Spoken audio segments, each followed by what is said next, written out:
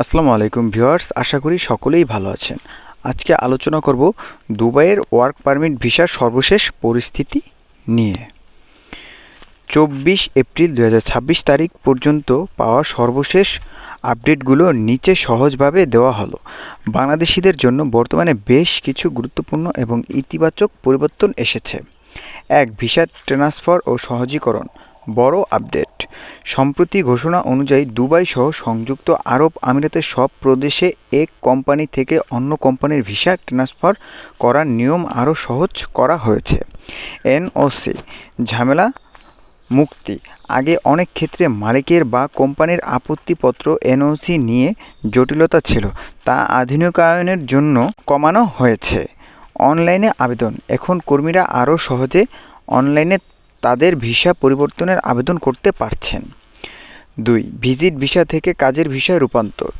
2026 সালে এপ্রিলের মাঝামাঝি সময়ে আসা আপডেট অনুযায়ী যারা বর্তমানে ভিজিট ভিসায় দুবাই আছেন তাদের জন্য নির্দিষ্ট কিছু শর্ত সাপেক্ষে কাজের ভিসায় ওয়ার্ক ভিসা এমপ্লয়মেন্ট ভিসা রূপান্তরের সুযোগ অব্যাহত রাখা হয়েছে, তবে এটি সম্পূর্ণভাবে আপনার নিয়োগকর্তা স্পন্সরের উপর নির্ভর করে। 3. গ্রিন ভিসা ও গোল্ডেন ভিসা। দক্ষ কর্মী এবং পেশাজীবীদের জন্য দুবাই সরকার বিশেষ কিছু ক্যাটাগরি জোরদার করেছে। গ্রিন ভিসা, এটি 5 বছর মেয়াদী একটি স্ব-অর্থায়িক ভিসা। এই ভিসার জন্য কোনো নির্দিষ্ট কোম্পানি বা স্পন্সরের প্রয়োজন হয় না। ফ্রিল্যান্সার এবং দক্ষ কর্মীদের জন্য এটি দারুণ সুযোগ। গোল্ডেন ভিসা, বিনিয়োগকারী বা বিশেষ মেধাবীদের জন্য 10 বছর মেয়াদী এই ভিসা অনির্দিষ্টকাল নবায়নযোগ্য।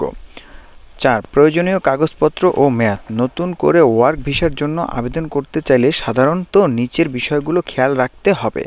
পাসপোর্টের মেয়াদ কমপক্ষে 6 মাস থাকতে হবে। মেডিকেল ইন্স্যুরেন্স, মেডিকেল চেকআপ এবং ইন্স্যুরেন্স বাধ্যতামূলক। ভিসার মেয়াদ সাধারণত এমপ্লয়মেন্ট ভিসার সাধারণত 2 বছরের জন্য ইস্যু করা হয়, যা পরবর্তীতে চুক্তির ভিত্তিতে নবায়ন করা যায়। জরুরি সতর্কতা। বর্তমানে অনেক ফেক বা জাল ভিসা এজেন্সি সক্রিয় আছে। মনে রাখবেন, সংযুক্ত আরব আমিরাত কোনো বৈধ কাজের ভিসা গ্রান্টেড প্যাকেজ হিসাবে সরাসরি বিক্রি হয় না। এটি সবসময় কোনো না কোনো রেসিডেন্স কোম্পানি বা স্পন্সরের মাধ্যমে ইস্যু করা হয়। তাই ভিসা পাওয়ার আগে আইসিপি পোর্টালে আপনার ভিসার স্ট্যাটাস যাচাই করে নিন। আপনি কি নতুন ভিসার জন্য আবেদন করতে চাচ্ছেন নাকি অলরেডি দুবাই আছেন? আপনার বর্তমান স্ট্যাটাস জানালে আমি আরও সুনির্দিষ্ট তথ্য দিতে পারবো, যাতে আপনার সমস্যাটি আপনি সম্পূর্ণভাবে বুঝতে পারেন। আপনারা দেখছিলেন প্রবাসী 24। আমাদের ভিডিওটি ভালো লাগলে অবশ্যই লাইক, কমেন্ট এবং শেয়ার করে দিবেন, যাতে অন্য দেখে উপকৃত হতে পারে।